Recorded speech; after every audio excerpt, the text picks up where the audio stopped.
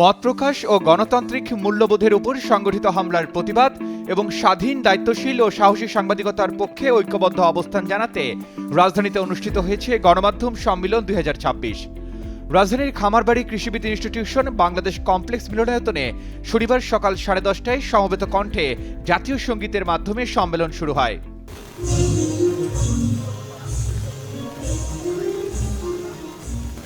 সংবাদপত্রের মালিকদের সংগঠন newspaper owners association of Bangladesh ও সম্পাদকদের সংগঠন সম্পাদক পরিষদ যৌথভাবে এ সম্মেলনের আয়োজন করে।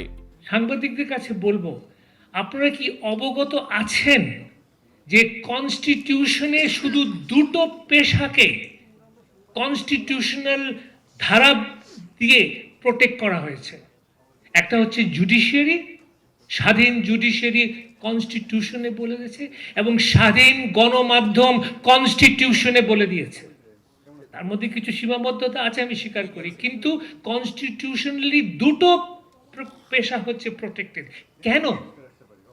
জুডিশিয়ারি তো আমরা বুঝতে পারছি, আমার স্বাধীন জুডিশিয়ারি দরকার, বাট স্বাধীন মিডিয়াকে কেন কনস্টিটিউশনালি প্রোটেক্টেড হয়? কেননা অভিজ্ঞতা বলে দিয়েছে যেই সমাজে স্বাধীন সাংবাদিকতার বিচরণ খুব বলিষ্ঠ, সেই সমাজ গণতান্ত্রিক হয়, সেই সমাজ বৈষম্যহীন হয়, সেই সমাজ অধিকার প্রতিষ্ঠার একটি নিদর্শন হয়। তো আমি মনে করি যে আমরা যারা সাংবাদিকতায় এসেছি, এই উপলব্ধিটা আমাদের থাকতে হবে। বলতে চাই, সাংবাদিকতা নিজে খুবই একটা রাজনৈতিক কাজ। রাজনীতির সচেতনতা আর রাজনৈতিক দলের দালালি আসলে এক জিনিস নয়। অফকোর্স আমাদের রাজনৈতিক দলগুলোর দলীয় নিয়ন্ত্রণ থেকে এই গণমাধ্যমকে বের করে নিয়ে আসার জন্য তৎপরতা চালাতে হবে, তা না।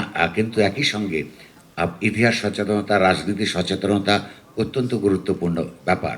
যে কোনো অন্যায় ও নিপীড়নের বিরুদ্ধে প্রতিরোধ গড়ে তুলতে সাংবাদিকদের ঐক্য, অপরিহার্য সাংবাদিকতার স্বাধীনতা, গণমাধ্যম কর্মীদের পেশাগত মর্যাদা ও অধিকার সমুন্নত রাখার লক্ষ্যে সবাইকে এক থাকার আহ্বান জানান গণমাধ্যম প্রতিনিধিরা।